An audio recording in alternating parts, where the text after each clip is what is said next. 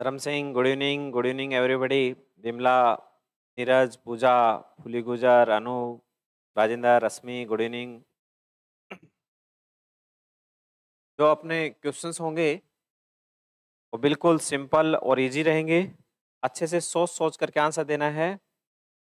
Good evening पूजा वर्मा कुमारी, good evening. ठीक है, पहला क्वेश्चन देखो आपके सामने है। निम्न में से प्रेगनेंसी के दौरान यूट्रस के कौन से परिवर्तन नहीं होता? ठीक है, कौन सा परिवर्तन नहीं होता?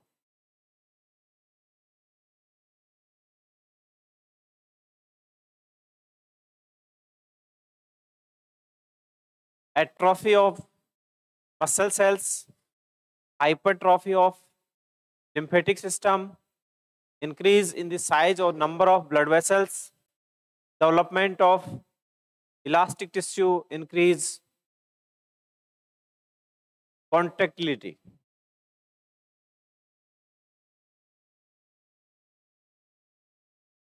Very good.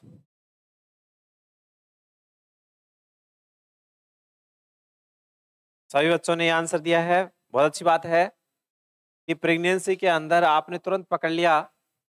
पहला ये ऑप्शन देख करके एट्रोफी नहीं होती। वेरी गुड, क्योंकि एस्ट्रोजन और प्रोजेस्टेरोन की वजह से हाइपरट्रॉफी, हाइपरप्लाजिया होता है। ठीक है, तो कौन सा नहीं होता? ये नहीं होगा। एट्रोफी नहीं होती, साइज, एट्रोफी का मतलब होता है सेल की साइज का कम हो जाना, छोटा होना। ये नहीं होती, सेल की साइज बढ़ती है, हाइपरट्रॉफी होता है, हाइपरप्लाजिया होता है। ठीक है, इंक्रीज साइज होती है, नंबर ऑफ ब्लड वेसल्स होता है, डेवलपमेंट ऑफ इलास्टिसिटी इंक्रीज होती है, बिल्कुल होती है। नेक्स्ट क्वेश्चन देखो।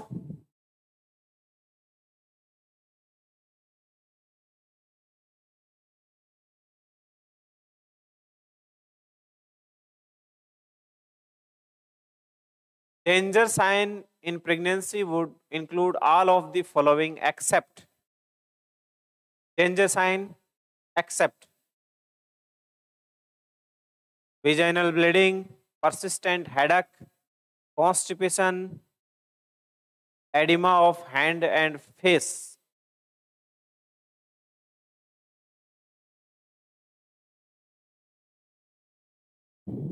Good evening, Khushbu Singh. C answer. Rashmi, good evening. C answer कह रहे हैं सभी बच्चे। वंदना, ए आंसर है, बाकी सभी बच्चों का सी आंसर है। देखो, अगर अपन बात करें कि प्रेगनेंसी के अंदर कॉन्स्टिपेशन होना डेंजर नहीं होता है, कॉन्स्टिपेशन होना डेंजर नहीं होता है। क्यों नहीं होता है? कि एब्डोमेन की जो साइज बढ़ेगी, ठीक है, एब्डोमेन एनलार्ज होगा, और एनलार्ज होगा एब्डोमेन तो इंटेस्टाइन के ऊपर प्रेशर पड़ेगा, और इंटेस्टाइनल जो मोटिलिटी रेट है वो क्या होगी? कम होगी। तो कॉन्स्टिपेशन होना कोई डेंजर नहीं है, प्रेगनेंसी में होता है। ठीक है, वेजाइनल अगर ब्लीडिंग हो रही है तो डेंजर है भाई। ठीक है, परसिस्टेंट हेडेक है, लगातार हेडेक है, तो ये भी डेंजर है। हेडेक इंडिकेट करता है सीवियर प्रीक्लेम्सिया को। एडिमा है तो ये भी डेंजर है, कहां पर? फेस में। तो कौन सा नहीं होगा? कॉन्स्टिपेशन। बिल्कुल सभी बच्चों ने सही आंसर दिया है। कपिल, ए नहीं होगा। ठीक है, ए नर्मदा, ए आंसर किया। वनीश, ए नहीं होगा। ए विजनल ब्लीडिंग डेंजर नहीं होती क्या? डेंजर होती है, बिल्कुल डेंजर होती। कॉन्स्टिपेशन होना ये डेंजर नहीं है, नॉर्मल है, हो सकता है। ठीक है, नेक्स्ट क्वेश्चन देखो। Nurse explain the treatment of fluid retention during pregnancy. बहुत अच्छा क्वेश्चन है कि प्रेगनेंसी के अंदर फ्लूइड रिटेंशन हो गया तो क्या करेंगे? Adequate fluid and a low salt diet. क्या एडुकेट फ्लूइड देंगे और साल्ट वाली जो डाइट देंगे, और a low oil diet and elevation of the lower extremities. ठीक है, क्या कह रहा है सेकंड ऑप्शन कि क्या कर दिया आपने? साल्ट कम कर दिया और elevation of the low extremities को एलिवेटेड कर दिया, ठीक है, एडुकेट फ्लूइड दिया और elevation of the lower extremities, या ठीक है judicious use of diuretic and elevation of the lower extremities, diuretic का इस्तेमाल किया आपने और लोअर एक्सट्रीमिटीज को क्या कर दिया, एलिवेटेड कर दिया, ठीक है। ट्रीटमेंट कर रहे हैं इसका fluid retention during pregnancy.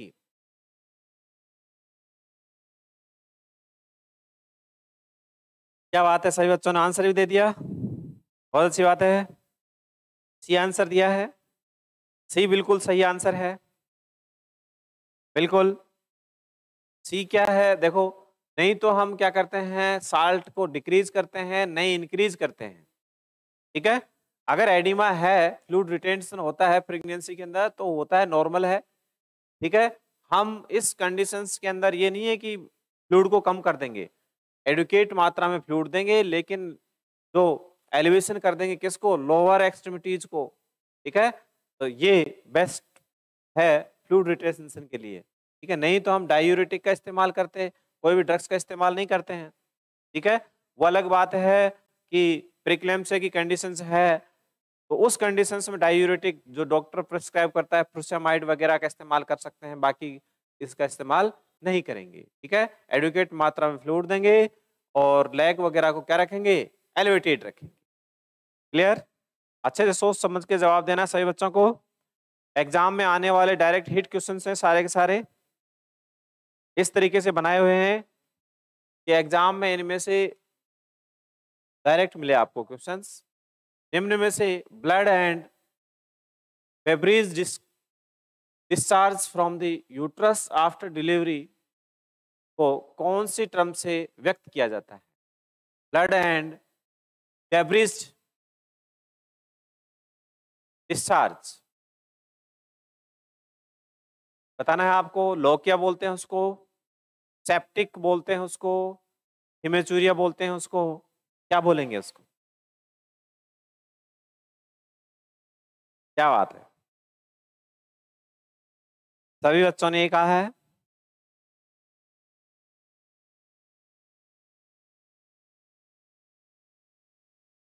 Very good,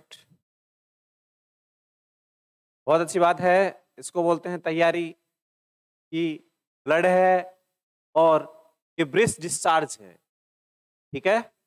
और यहां से जैसे ब्लड डिस्चार्ज होता है तो लोकिया क्या कहलाता है, रुब्रा। तो आपको इंडिकेशन मिल गया कि रुब्रा है, और दूसरा इंडिकेशन ये दे रहा है आफ्टर डिलीवरी और यूट्रस से डिलीवरी के बाद में क्या होता है, लोकिया डिस्चार्ज होता है, ठीक है। तो उसको किस टर्म से जानते हैं, लोकिया बोलेंगे उसको, लोकिया रुब्रा। लोकिया में भी अगर होता कि लोकिया रुब्रा है, सिरोसा है, तो कौन सा होता, रुब्रा है, ठीक है। सेप्टिक सोब, हिमोचूरिया, पाइयूरिया वगैरह, बिल्कुल लोकिया सही आंसर है, ठीक है।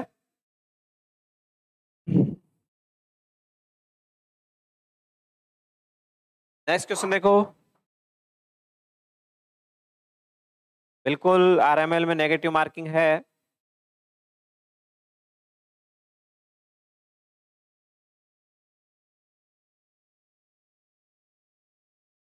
अच्छे से समझ के बताना है।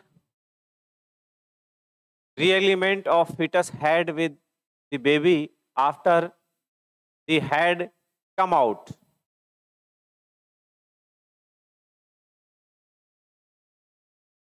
एक्सपल्सन बोलेंगे, डिसेंट बोलेंगे, एंगेजमेंट बोलेंगे या रेस्टिट्यूशन बोलेंगे।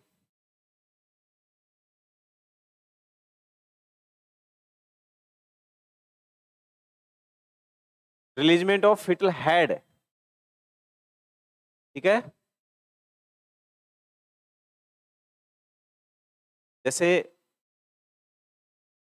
जो रोटेशन होता है वो अपना कंप्लीट हो जाएगा, पहले वाली अवस्था में आएगा री अरेंजमेंट ऑफ फिटल हेड। सभी बच्चों ने डी आंसर दिया है। एक्सपल्सन नहीं होगा, ठीक है। देखो इधर ध्यान से कि जो फिटस का हेड होगा वो पहले वाली अवस्था में आएगा, पहले वाली अवस्था क्या मतलब, जो रोटेशन है वो आकर कंप्लीट होगा। तो उस कंडीशंस को हम क्या बोलते हैं कि जैसे डिलीवरी होती है, डिलीवरी डिलीवरी सबसे पहले देखो इंगेजिंग पार्ट क्या होता है, इंगेज होगा पहले इसमें आकर के हेड इंगेज होगा तो इंगेजमेंट कहलाएगा, तो ये तो इससे रिलेटेड है ही नहीं। ठीक है, डिसेंट है, कंटिन्यू प्रोसेस है, डिसेंट चलता रहता है। ठीक है, एक्सपल्सन, तो हेड की डिलीवरी होती है वो किससे होती है, एक्सपल्सन से होती है। एक्सपल्सन यानी डाउनवर्ड, जैसे uterine contraction downward, expulsive force downward, mother का पुशिंग इफेक्ट डाउनवर्ड, और नीचे से पेल्विक फ्लोर अपवर्ड प्रेशर देकर न्यूट्रलाइज कर देती है और फॉरवर्ड डायरेक्शन में चला जाता है, और फॉरवर्ड के साथ में किसकी डिलीवरी हो जाती है, हेड की। तो हेड की डिलीवरी एक्सपल्सन। लेकिन ये कह रहा है कि रीअलाइनमेंट ऑफ फिटल हेड, तो उस कंडीशंस में एक्सटेंशन के बाद में क्या आएगा, रेस्टिट्यूशन। ठीक है, यानी डिलीवरी किसके साथ में हुई, एक्सटेंशन के साथ में हुई। ठीक है, एक्सटेंशन के साथ में, एक्सपल्सन के साथ में, लेटरल एक्सपल्सन के साथ में किसकी डिलीवरी होती है, ट्रंक की डिलीवरी होती है। ठीक है, तो रेस्टिट्यूशन सही आंसर है सभी बच्चों का। बहुत अच्छी बात है, बहुत कॉन्फिडेंस के साथ में जवाब दे रहे हो, बहुत अच्छी बात है।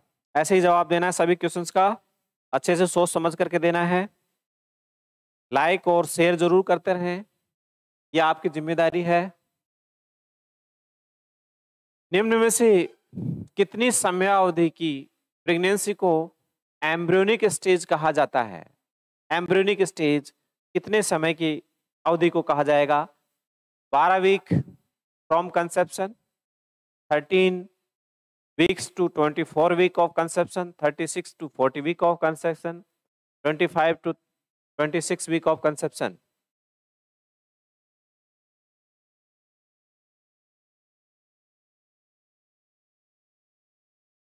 Very good.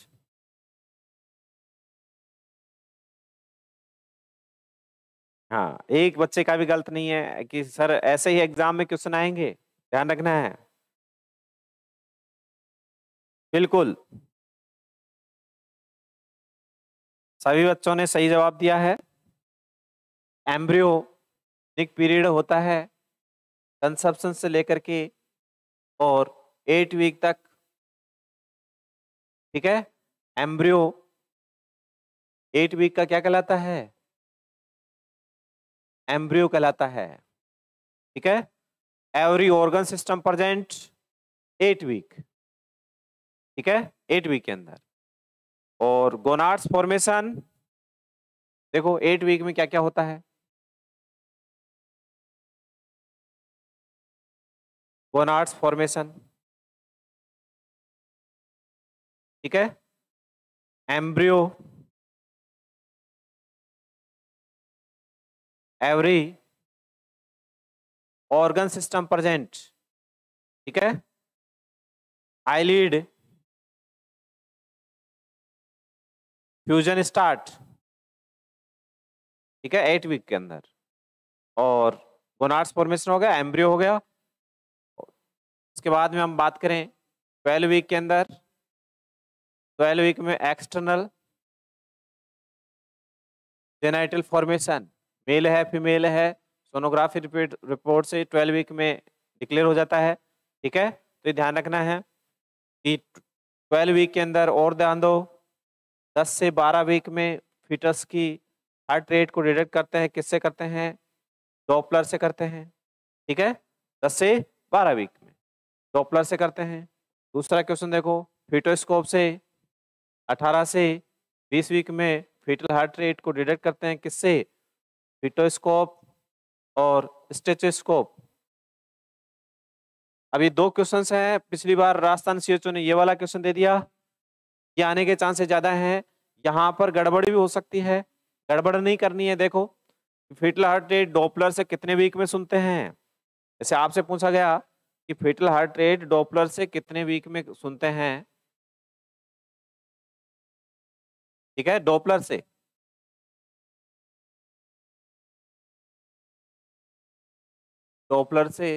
विच वीक, 8, 10, 12, 14 वीक दिया, ये है। तो हमको प्रायोरिटी किसको देनी है, 10 वीक को। ठीक है, और 8 से 10, 10 से 12, 12 से 14, 14 से 16।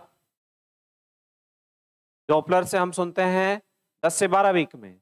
अगर ये ऑप्शन है 8 से 10, 10 से 12, 12 से 14, 14 से 16, तो हम टिक करेंगे 8 से 10 को।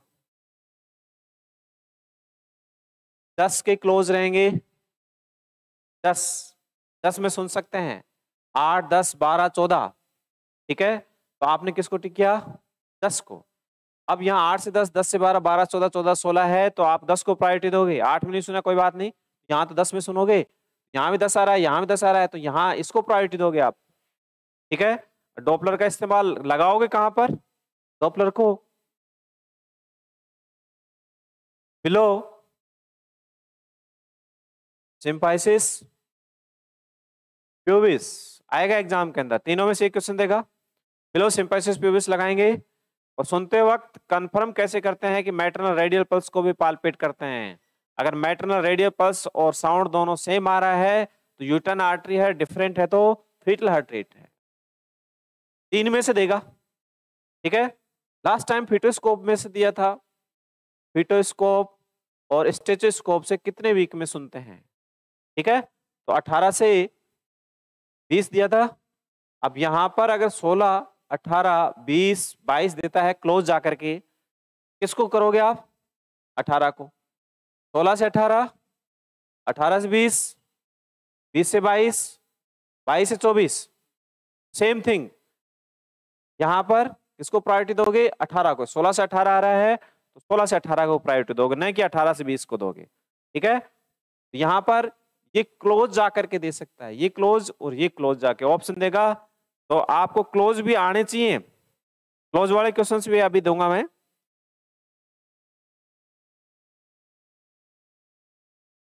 नेक्स्ट क्वेश्चन देखो, tetanus toxoid injection for a pregnant mother should be given at interval. Interval क्या होगा सबको बताना है, स्पीड से बताना है। बिल्कुल, Rashmi C answer, Nirma C answer, MPS A answer, MPS Chaudhary A answer, Rahul A answer, Vimla A answer, Rashmi C answer, Brijwala C answer. Very good. पहले हमको क्वेश्चंस को पूरा लेना है। बिल्कुल, स्टार्टिंग में गड़बड़ कर दी। अभी सभी बच्चों ने सही कहा है। MPS good evening. पहले हमें ये ध्यान होना चाहिए पूछ क्या रहा है। ठीक है, ये पूछ रहा है कि कितना जो टीटी लगाते हैं अपन, जो इंजेक्शन लगाते हैं, ठीक है, तो प्रेग्नेंट मदर तो कितने इंटरवल में लगाते हैं? एक इंजेक्शन टीटी फर्स्ट लगाया, ठीक है, और उसके बाद में टीटी सेकंड लगाते हैं, तो ये इंटरवल कितना होता है? ये इंटरवल कितना होता है? 1 मंथ का होता है। लास्ट टाइम दिया था सीएचओ में, इससे क्लोज जाके एग्जाम में क्वेश्चन देगा, इसके आसपास देगा। ठीक है, 1 मंथ के अंदर या 4 वीक, तो लास्ट टाइम सीएचओ के अंदर 4 वीक दिया था। ठीक है, टीटी फर्स्ट लगाने के टीटी सेकंड में कितना डिफरेंस होता है? 4 वीक। तो घुमा के दे सकता है, तो आप उसमें कंफ्यूज क्यों हो? 3 मंथ क्यों बोला आपने? ठीक है, विनेश ये आंसर नहीं होगा। ठीक है, हाँ, बहुत सारे बच्चों ने डी भी कहा है। पहले क्वेश्चंस को अच्छे से समझो, फिर उसको अपने माइंड में लो और फिर आंसर दो, ऐसे नहीं। टीटी मैंने कल भी बताया था, टीटी फर्स्ट कब लगाते हैं? As soon as possible. उसके बाद में टीटी सेकंड कब लगाते हैं? 1 मंथ के बाद। लास्ट टाइम 2 क्वेश्चन दिए थे इसी के ऊपर, इसी बेस के ऊपर सीएचओ के अंदर, कि पहला क्वेश्चन तो ये दिया था, ये वाला। दूसरा क्वेश्चन ये दिया था कि टीटी फर्स्ट लगाने के बाद में मदर टीटी सेकंड लगवाने के लिए 2 मंथ बाद में आई, 2 मंथ बाद में, यानी 8 वीक के बाद में आई। तो आप क्या करोगे? टीटी सेकंड लगा दोगे। ठीक है, डोज में कोई चेंज नहीं करना है, वही डोज दोगे 0.5 ml। ठीक है, तो ये ध्यान रखना है, यहां से क्वेश्चन बनता है हल्का सा। कौन से स्ट्रक्चर फीटस को प्रोटेक्ट करती है? Decidua, amniotic fluid, corpus luteum, yolk sac.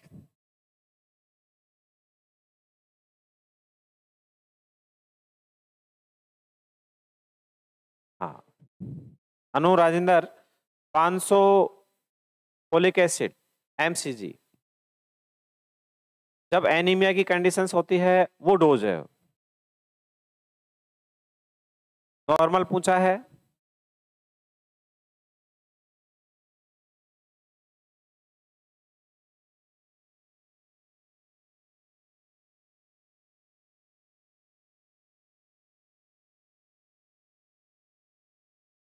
Very good, सभी बच्चों ने बी कहा है।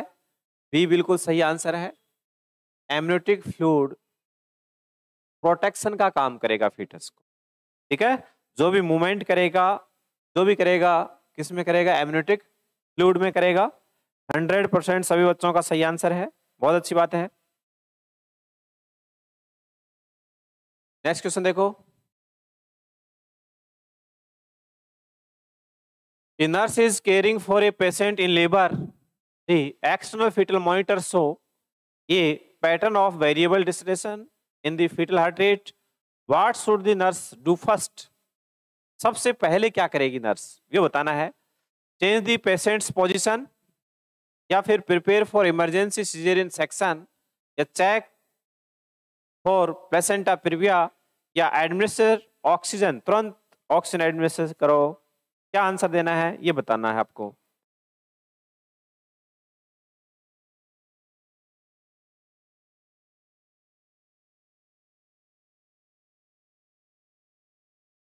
चंचल सिंह ये आंसर, रश्मि, पूजा, मीनू ये आंसर, अनु ये आंसर, मीनू ये आंसर, फुल ये आंसर, अनु राजेंद्र ये आंसर, महाराज रावण ये आंसर। वेरी गुड, बहुत अच्छी बात है।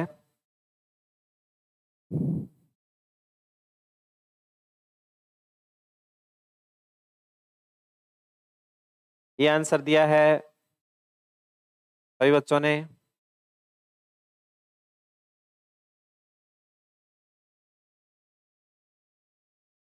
बिल्कुल ये सही आंसर है। चेंज दी पेशेंट्स पोजीशन, ठीक है, चेंज करेंगे पेशेंट्स की पोजीशन को। क्यों चेंज करेंगे कि वेरिएबल जो डिसलेशन देखने को मिल रहा है, वेरिएबल डिसलेशन का मतलब क्या होता है? Code prolapse. ठीक है, तुरंत पकड़ना है क्वेश्चंस को। कोड प्रोलैप्स हुआ है, कोड प्रोलैप्स की वजह से तुरंत रिवर्स पोजीशन देंगे, टेंडरबर्ग पोजीशन। ठीक है, रिवर्स पोजीशन या चेंज दी पोजीशन, तो यहां पर प्रायोरिटी देंगे अपन। ठीक है, अगर यहाँ पर लेट डिसलेशन देखने को मिलता है, वेरिएबल की जगह लेट होता, तो लेट का मतलब क्या होता है? यूपीआई, और यूपीआई की कंडीशंस के अंदर क्या देते हैं?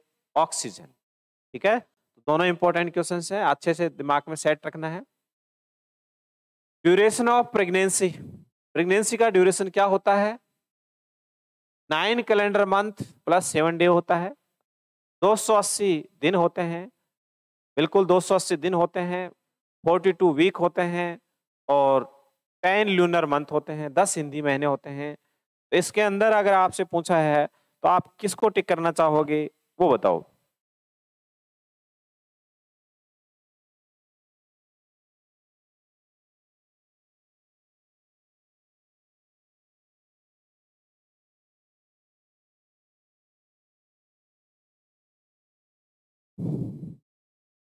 वेरी गुड, बहुत अच्छी बात है कि सभी बच्चों ने आल कहा है। आल बिल्कुल सही आंसर है। ठीक है, अगर यहां पर आल की जगह 42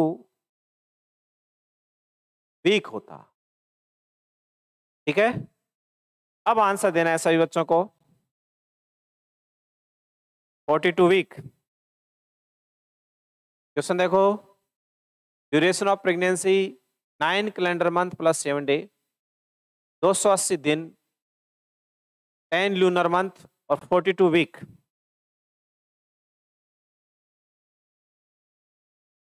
अब बताना है।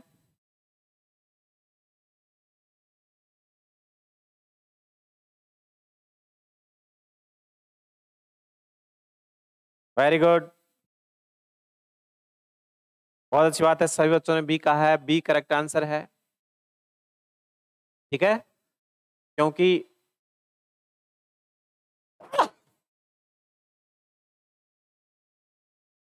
डेज सबसे छोटी यूनिट हो गई डेज, डेज को प्रायोरिटी देंगे, डेज के बाद वीक, वीक मिलकर क्या बनाते हैं, मंथ। ठीक है, तो बिल्कुल सही आंसर है 280 दिन। अगर आपसे पूछे ओवुलेटरी एज, ओवुलेटरी, इसमें 14 लेस कर देंगे तो क्या आएगा, 266 डेज, ये ओवुलेटरी डेज हो गया। Very good. निम्न में से प्लेसेंटा का कैरेक्टरिस्टिक हार्मोन्स कौन सा है, एस्ट्रोजन, एससीजी, कोर्टिकोट्रोफिन, ऑक्सीटॉक्सिन।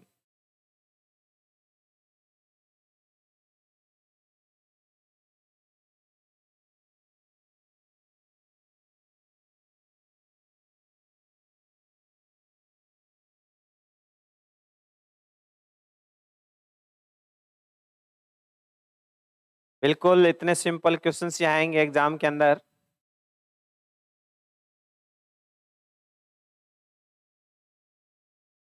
एससीजी, बिल्कुल एससीजी सही आंसर है।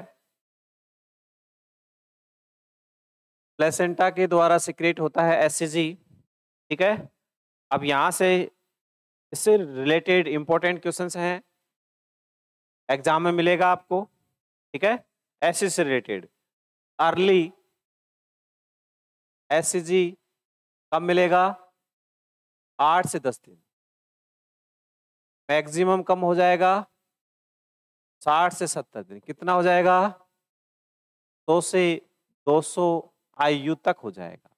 ठीक है, और एससीजी का सिंथेसिस किस कौन सी लेयर के द्वारा होता है, सिनसाइटोट्रोफोब्लास्ट के द्वारा होता है।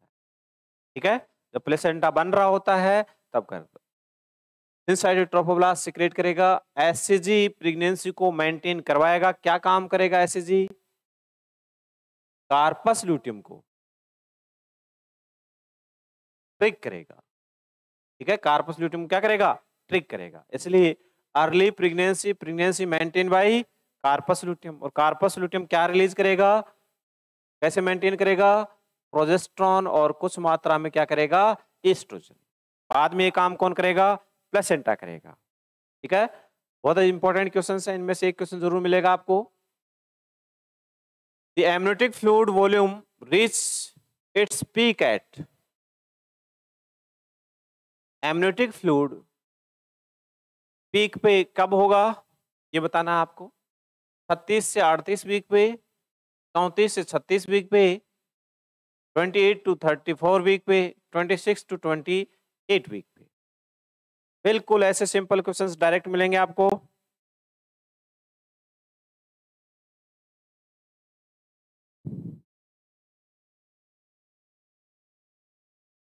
ए answer, B answer, B answer, A answer, 15 A answer, Dharam Singh A answer, A answer, B answer, A answer, A answer. A B के अंदर कंफ्यूजन है, ज्यादातर बच्चे ए बोल रहे हैं, ए बोल रहे हैं, बिल्कुल सही बोल रहे हैं, ए बिल्कुल सही आंसर है। ध्यान रखना कि 36 से 38 वीक के अंदर क्या हो जाता है, मैक्सिमम हो जाता है। ठीक है, अब ये बताना है जिन बच्चों ने बी आंसर किया है। ठीक है, बी आंसर क्या है, 34 से, जैसे मान लो अपन टर्म की बात करें, टर्म क्या होता है, 37 to 42 क्या होता है, टर्म होता है। ठीक है, अब यहां पर अगर अपन बात करें कि जिसकी डिलीवरी 37 वीक में हो रही है, ठीक है, 37 वीक में, तो उसके अंदर एमनियोटिक फ्लूइड मैक्सिमम कब हो गया, 36 35 के अंदर। जिसकी डिलीवरी 42 वीक में होनी है उसको कब हो जाएगा, 38 वीक के अंदर। ठीक है, ऐसे ध्यान रखना आप अपने को कि यहां पर अगर आपने ये टिक किया 34 36, ठीक है, तो ये अर्ली हो जाएगा।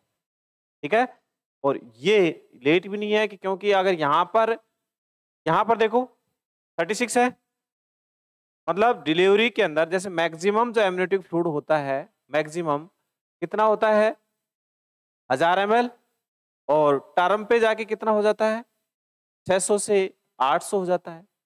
ठीक है, तो मैक्सिमम होके कम होता है टर्म की तरफ क्योंकि वो एंगेज होगा। अब यहाँ पर 36 वीक के बाद में 36 से पहले पहले हो जाता है, 36 के बाद में क्या होता चला जाता है कम, तो यहाँ मैक्सिमम होगा। क्लियर है, इसलिए भी नहीं होगा, ए सही आंसर है।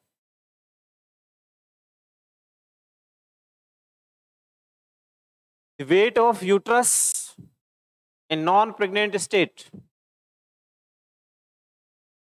सबको बताना है, बिल्कुल सिंपल सिंपल क्वेश्चंस हैं।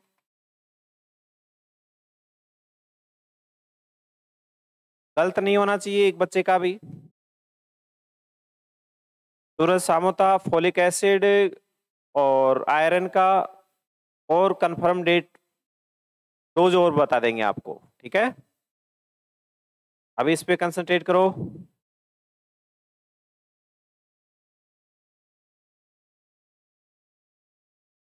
वेरी गुड, ये बात बहुत अच्छी है। एग्जाम में ऐसे नहीं सोचना है कि इतना ही इजी क्वेश्चन है, जरूर इसमें कुछ ट्विस्ट होगा। ठीक है, यूट्रस का वेट कितना होता है 60 ग्राम होता है, बिल्कुल 60 ग्राम होता है। ठीक है, अगर मल्टीग्रेविडा है तो कितना होगा 80। बिल्कुल सी सही आंसर है सभी बच्चों का। नेक्स्ट क्वेश्चन देखो, अच्छे से समझ करके स्पीड के साथ में आंसर देना है कि the stage of labour which start from the onset of true labor pain and end with full dilation of cervix। हमें ये ध्यान रखना है, एग्जाम में बिल्कुल इसी तरीके के क्वेश्चंस आएंगे, लेकिन अगर आपने कहीं भी कंसंट्रेशन वीक करी तो क्वेश्चन गलत हो सकता है।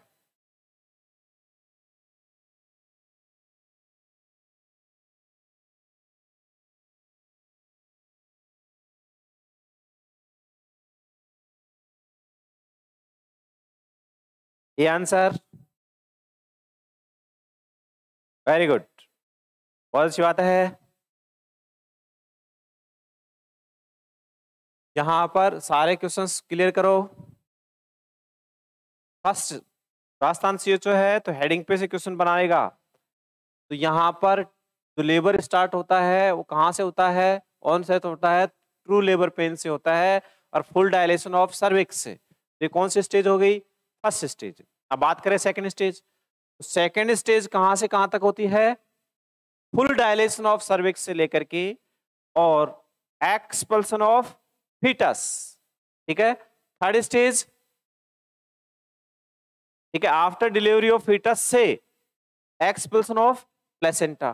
Fourth stage observation stage. ठीक है, ऑब्जर्वेशन स्टेज।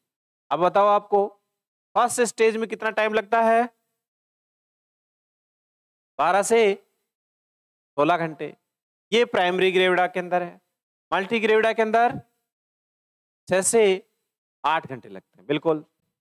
ठीक है, यहां देखो सेकंड स्टेज के अंदर कितना टाइम लगता है, प्राइमरी ग्रेविडा है 2 to 3 आवर्स और मल्टी ग्रेविडा है 30 to 40 मिनट लगती है। थर्ड स्टेज बोथ प्राइमरी और मल्टी दोनों के अंदर 15 से 20 मिनट लगती है। फोर्थ स्टेज को क्या बोलते हैं, ऑब्जर्वेशन स्टेज, इसके अंदर अपन क्या चेक करते हैं, वाइटल साइन चेक करते हैं। बहुत अच्छी बात है। नेक्स्ट क्वेश्चन देखो,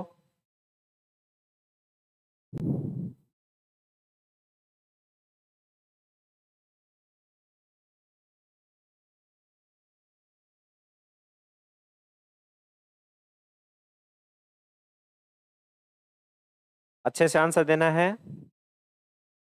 The process by which secondary oocyte is released from the ovary following rupture of the mature Graafian follicles is termed oogenesis, spermatogenesis, menstruation और ओवुलेशन।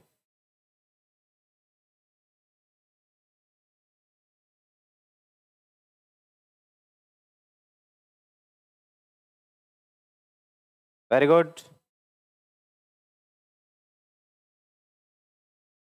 सभी ने डी कहा है, सूरज ने कहा है, बाकी सभी बच्चों ने डी कहा है। बिल्कुल सब सही कहा है, डी आंसर सही आंसर है।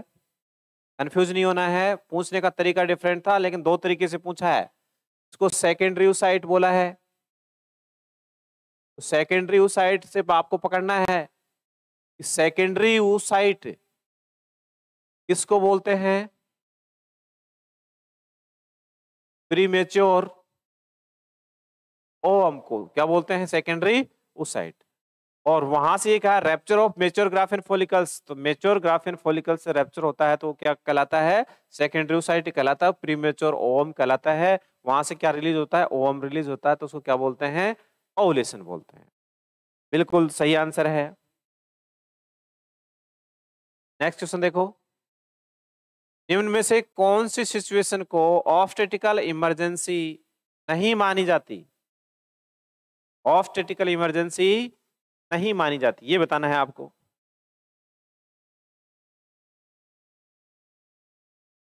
यही कॉन्फिडेंस होना चाहिए, कॉन्फिडेंस में गिरावट बिल्कुल नहीं होनी चाहिए, अपने क्वेश्चंस गलत नहीं होने चाहिए, हर बच्चे के कोई डाउट नहीं होना चाहिए, कोई कंफ्यूजन हो तो आप तुरंत पूछो।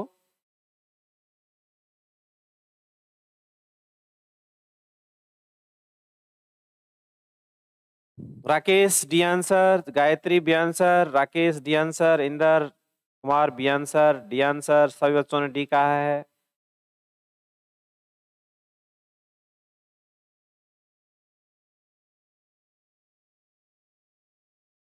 जहां कंसंट्रेशन ब्रेक, क्वेश्चन गलत।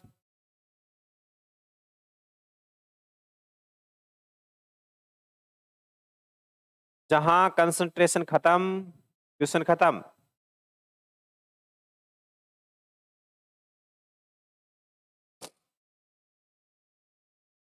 जहां आपने सोचना बंद किया, क्वेश्चन गलत। सभी बच्चों ने बी बोला है।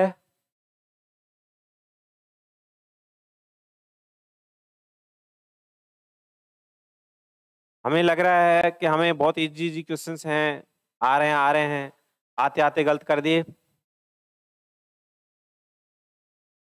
क्योंकि क्वेश्चंस को आपने दिमाग में लिया ही नहीं, पूरा समझा ही नहीं, और फिर बिना समझे आंसर को देने चल दिए। आते हुए क्वेश्चन आ रहे थे, आ रहे थे, सारे क्वेश्चन आ रहे थे, कंसंट्रेशन वीक हो गई, क्वेश्चन गलत हो गया। सभी सारे क्वेश्चन 100% सही करते करते अचानक गलत हो गए। भी बिल्कुल नहीं होगा। इसके अलावा आप बाकी सोचो देखें। Anu Rajendra D answer, Narmada A answer, ये आंसर ए कह रहे हैं, एक्टोपिक प्रेगनेंसी। मीनू बंकर ये आंसर। चलो दो 50-50 कर देता हूं। Kapil D answer, Phuli answer, D answer, D answer.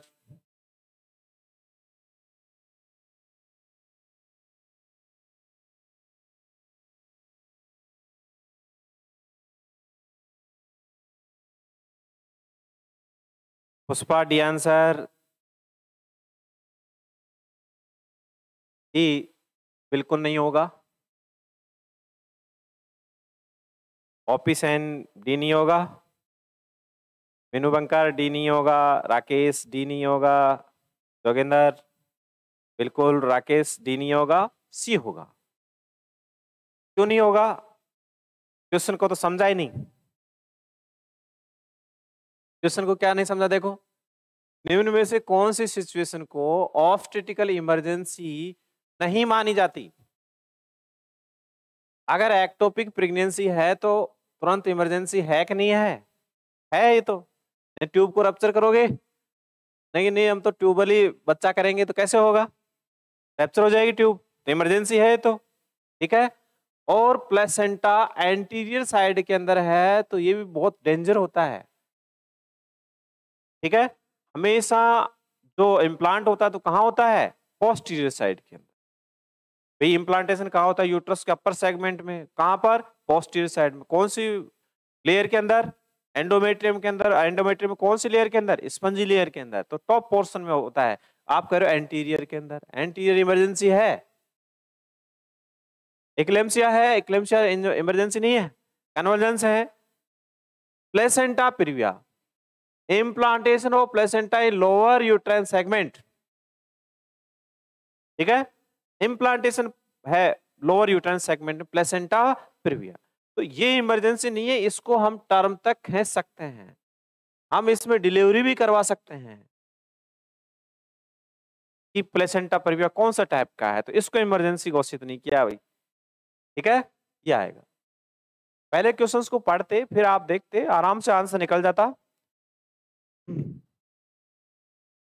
Next question देखो, मुझे उम्मीद है फिर गलत करोगे।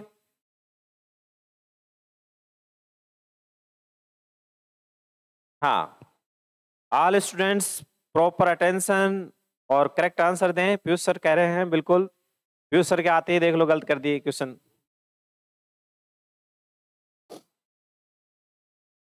इससे पहले कोई बच्चा गलती नहीं कर रहा था,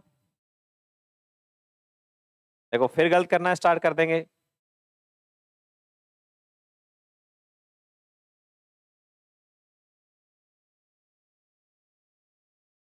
रश्मि D answer, Nirma D answer, Bimla D answer, Meenu D answer, Chanchal, Meenu D answer, Rajendra D answer, Anu very good, Parul D answer, Inder D answer, Anu Rajendra, Chanchal D answer, सबने डी कहा है।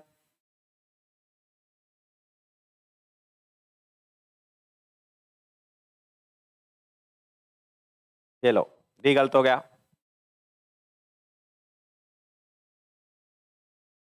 डी गलत हो गया। मनीष ये आंसर देखो, अब आपने को ऐसे समझना है कि यूट्रस का वेट होता है ना, 900 से 1000 ग्राम होता है। ठीक है, 900 से 1000 ग्राम होता है। अब हमारे को ये देखना है कि रेंज कितनी है, रेंज में कितने में पूछ रहा है। रेंज इतनी छोटी रेंज दी है इसने, तो रेंज छोटी दी है तो अपने को हाईएस्ट की तरफ नहीं भागना है, लोएस्ट पे रहना है। ठीक है, इस कंडीशंस के अंदर अगर अपन बात करें कि अब आप एवरेज निकाल लो, 900 से 1000 होती है तो 950 कर दो। तो रेंज देखो, रेंज 800 है, 850 है, 900 है, 950 है। उस कंडीशंस में किसको प्रायोरिटी दोगे, 900 को प्रायोरिटी दोगे। बी, अब सभी बच्चों ने सही आंसर किया है, बहुत अच्छी बात है, लेकिन पहली बार गलत नहीं होना चाहिए। पहले आप ये देखो, अगर यही ऑप्शन ऐसे होता, ऐसे होता 800, ठीक है, और 1000, 1200 और 600, डिफरेंस ज्यादा हो गया। इस कंडीशन में किसको टिक करते हैं आप, 1000 को। ठीक है, क्वेश्चन ऐसे दे, यूट्रस का वेट कितना होता है, 800 से 900, 900 से 1000, 1000 से 1200, ठीक है, और 600 से 800। अब इस तरीके से क्वेश्चन के ऑप्शन दे, तब किसको टिक करेंगे हम, 900 से 1000 को। ऐसे रेंज के ऊपर देखना है अपने को कि रेंज कितनी, जैसे अभी आपने तैयार किया कि यूट्रस का वेट कितना होता है, 60 ग्राम होता है। ठीक है, अब ऑप्शन ऐसे दिया 30, 60, 90 और 100, तो आपने किसको टिक कर दिया, 60 कर दिया। लेकिन अगर इसके क्लोज जाकर के और ऑप्शन देता है कि 30, 50, 100, 150, 50 को प्रायोरिटी दी। ठीक है, और 50, 100, 150 ऐसे दे, 25, 100, 200, ठीक है, 500, तो डिफरेंस के ऊपर आता है, कितना अंतर आ रहा है, रेंज क्या बना रहा है एग्जामिनर। ठीक है, तो ये ध्यान रखना कि 900 से 1000 होता है, लेकिन अपन उस कंडीशंस के अंदर क्या करेंगे 900, क्योंकि रेंज देखो 50-50 ग्राम का अंतर है, 900 को प्रायोरिटी देंगे हम। निम्न में से प्रेगनेंसी के कौन से टाइम पीरियड के दौरान क्यूकनिंग प्रोसेस प्रारंभ होती है, प्रारंभ होती है, ठीक है, ये बताना है आपको। एक भी क्वेश्चन हार्ड नहीं है, बिल्कुल सिंपल सिंपल है।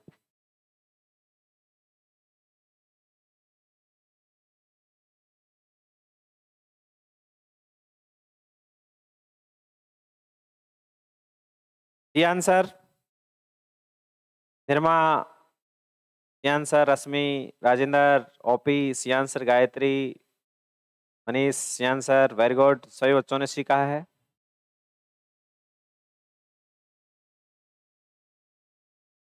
बहुत अच्छी बात है। कंसंट्रेशन स्ट्रांग होते ही 100% बच्चों ने सही जवाब दिया। 16 से 20 वीक, ठीक है, ये एग्जाम में पूछेगा। फीटस जो एक्टिव मूवमेंट है वो क्यूकनिंग कहलाता है, ठीक है, और वो कहाँ स्टार्ट हो जाता है 16 वीक। इंटरनल बोलेटमेंट कब स्टार्ट हो जाता है 16 वीक में। इंटरनल बोलेटमेंट अलग चीज है, जहां से फीटस का एक्टिव मूवमेंट शुरू हो जाता है, तो 16 से 20 वीक के अंदर ये जरूर देगा सीएचओ के अंदर इस रेंज में।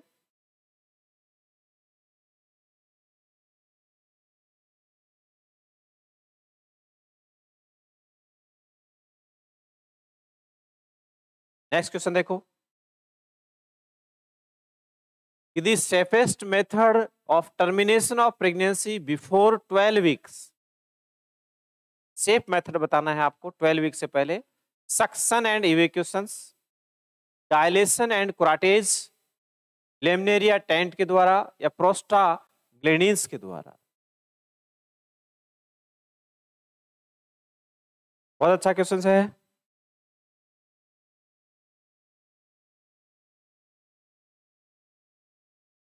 Prostaglandins, Prince, Gayatri D answer, Rakesh D answer, D answer, Vimla D answer, Rakesh D answer, Meenu Bunkar D answer, Anu D answer, Rashmi D answer, Anu Rajendra D answer, OP D answer, Rashmi D answer, Chanchal, Ashok, पुली, सबने डी का है।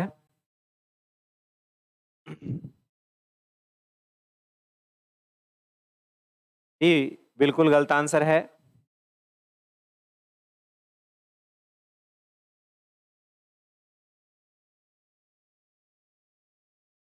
B answer, Suraj B answer, Rashmi B answer, Kapil B answer, Nirma B answer, Rajendra Gujar B answer, Inder B answer, Rashmi B answer, MPS B answer, Parul B answer, Vimla B answer, MPS, Suraj, Inder, B answer भी नहीं होगा।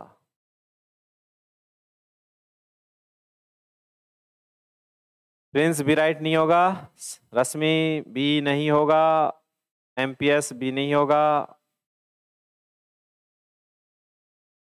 जब मैंने abortion करवाया था, जब मैंने समझाया भी था, बताया भी था कि अगर यहाँ पर डीएनसी है, ठीक है, डीएनसी, और डीएनसी के बाद में आपने डायरेक्ट प्रोस्टाग्लैंडिन्स या ऑक्सीटॉक्सिन पे जाते हो, ठीक है, तो ये जाना गलत है। क्यों जाना गलत है कि बिफोर 12 वीक बोला है, इसको तो तुमको तुरंत हटा देना चाहिए था, आप तुरंत वहां चले गए। कि प्रोस्टाग्लैंडिन्स और ऑक्सीटॉक्सिन का इस्तेमाल किया जाता है कि जब अबॉर्शन का ड्यूरेशन 12 वीक से क्या हो, ज्यादा हो।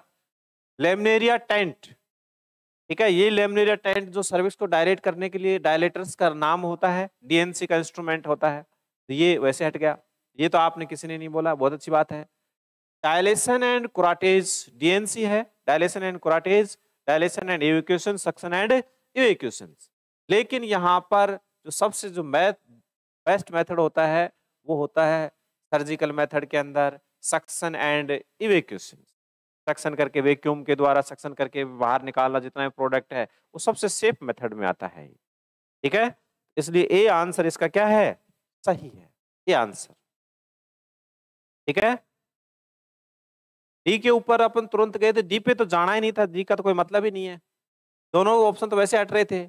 अब ये दोनों ही मेथड है सर्जिकल मेथड, ठीक है, मेडिकल मेथड का तो इस्तेमाल ही नहीं किया उसने। अब यहां पर सक्शन एंड इवैक्यूएशन है, डायलेशन एंड कुराटेज है, तो सक्शन करके बाहर निकालना, ठीक है, सक्शन है, वैक्यूम, वैक्यूम एक्सट्रैक्शन भी बोल सकते हैं, तो इसलिए सबसे बेस्ट क्या रहेगा, सक्शन एंड इवैक्यूएशन। ठीक है, कंफ्यूज नहीं होना है, दोबारा समझ लो। जैसे डीएनसी के अंदर हम क्या करते हैं, डायलेशन एंड कुराटेज, ठीक है, पहला, फिर दूसरा होता है डायलेशन एंड इवैक्यूएशन, ठीक है, और तीसरा होता है सक्शन एंड इवैक्यूएशन। ठीक है, जो सक्शन करके बाहर निकालना, डीएनसी, डायलेशन एंड कुराटेज करके छोड़ दो, डायलेट कर दिया, सर्विस को डायलेट कर दिया और उसको रेस दिया, छोड़ दो, बाहर नहीं निकालोगे। हाँ, सक्शन के लिए वैक्यूम वगैरह एक्सक्रेशन होता है, ठीक है, उसके द्वारा क्या करना, सक्शन करके क्या करना, बाहर निकाल। ठीक है,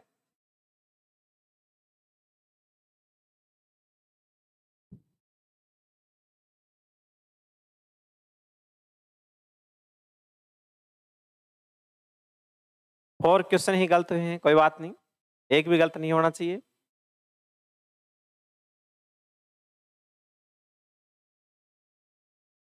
सफलता की फसल यूं ही नहीं उगती, मेहनत के पसीने से प्रयासों के बीजों को सींचना होता है। देखो कितनी अच्छी बात है पीयूष सर, मेहनत तो करना ही है।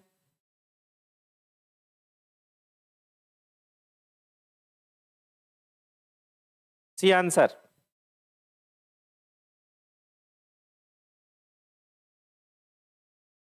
हंड्रेड परसेंट, प्रेस ने कहा 100% सी आंसर है।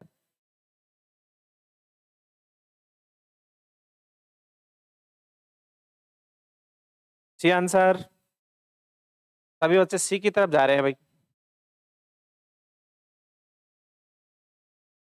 एक प्रेग्नेंट वुमेन के डिलीवरी के दौरान मिडलाइन एपिसियोटोमी की गई है, तो नर्स के अनुसार इस सर्जिकल प्रोसीजर का निम्न में से क्या प्राइमरी पर्पज है, प्राइमरी पर्पज कौन सा होगा, to allow forceps to be applied, enlarge the vaginal opening, या eliminate the possibility of laceration, या to eliminate the need for caesarean birth.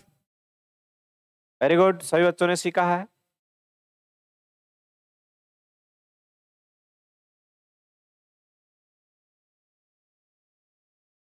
Suraj B answer, Harsh B answer, Chanchal B answer, Kapil B answer,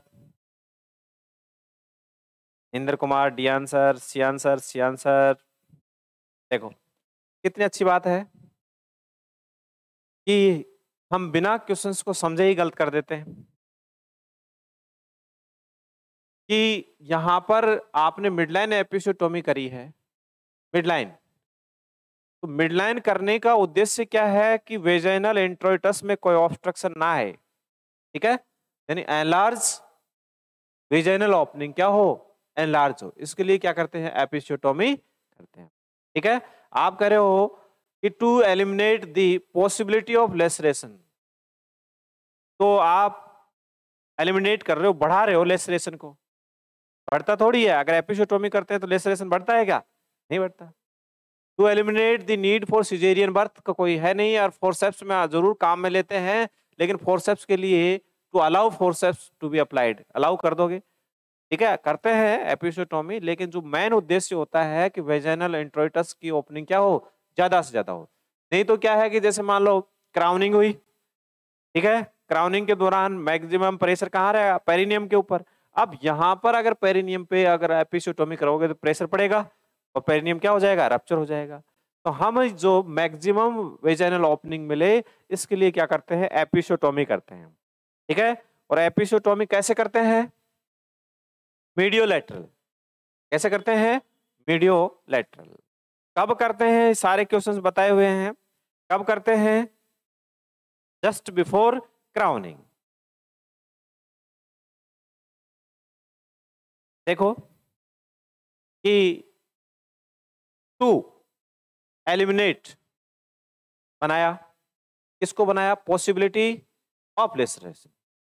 तो episiotomy आप इसलिए करते हो कि possibility रहे laceration की। लेसरेशन का मतलब क्या होता है कि रप्चर होना। ठीक है, लेसरेशन तो सर्विक्स है जैसे ओपन होती है, वेजिनल और सर्वाइकल लेसरेशन के चांसेस क्या होते हैं, ज्यादा रहते हैं। एपिसियोटोमी हम उसी वजह से करते हैं। हाँ, आंसर सी नहीं दे रखा है। ठीक है, तो आंसर सी नहीं है, आंसर क्या है, बी है। ठीक है, एनलार्ज वेजिनल ओपनिंग, क्योंकि यहां पर एलिमिनेट कर रहे हैं, to eliminated the possibility of laceration. तो लेसरेशन की पॉसिबिलिटी को एलिमिनेट थोड़ी करते हैं। ठीक है, क्योंकि यहां पर लेसरेशन को रोकने के लिए, लेसरेशन ना हो इसलिए हम एपिसियोटोमी करते हैं।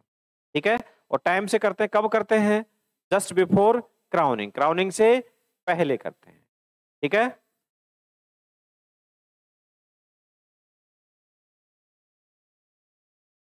Which of the following is true for normal labour. Normal labour के लिए क्या ट्रू है ये बताना है आपको। fetus is born at term, fetus present या fetus presentation vertex, onset is spontaneous।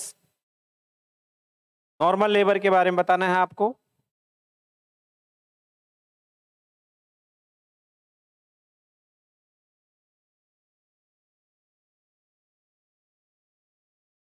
Prince D answer, Gayatri, Suraj, Chanchal, Meenu D answer, Vandana D answer. क्या बात है, सभी बच्चों ने डी आंसर कहा है, बहुत अच्छी बात है। डी आंसर बिल्कुल सही आंसर है, बहुत अच्छी बात है। सभी बच्चों ने कहा कि स्पॉन्टेनियस जो सौते ही शुरू होता है, लेबर एट टर्म होता है, ऑन सेट स्पॉन्टेनियस सौते ही शुरू होता है, और कब शुरू होता है, एट टर्म होता है। और फिटस की जो प्रेजेंटेशन क्या होती है, वर्टेक्स होती है, नो प्रोलोंगेशन होता है, नो इंस्ट्रूमेंट, कोई इंस्ट्रूमेंट काम में नहीं लेते। तो ये कौन सा कहलाता है, नॉर्मल लेबर। अगर कोई इंस्ट्रूमेंट काम में लेंगे तो इंस्ट्रूमेंटल डिलीवरी कहलाएगी, फोर्सेप्स काम में लेंगे फोर्सेप्स डिलीवरी कहलाएंगे, वैक्यूम काम में लेंगे वैक्यूम डिलीवरी कहलाएगी। ठीक है, तो नॉर्मल लेबर के लिए स्पॉन्टेनियस होता है, सौते होता है। कब होता है, एट टर्म होता है। अगर टर्म से पहले होगा तो प्री टर्म हो जाएगा, टर्म के बाद होगा तो पोस्ट टर्म कहलाएगा। तो नॉर्मल लेबर स्पॉन्टेनियस होता है, कब होता है, एट टर्म होता है। प्रेजेंटेशन क्या रहती है, वर्टेक्स रहती है। बहुत अच्छी बात है, सभी बच्चों ने बहुत अच्छे से अटेम्प्ट की है। इसी तरीके से तैयारी करते रहो, अच्छे से समझ समझ करके।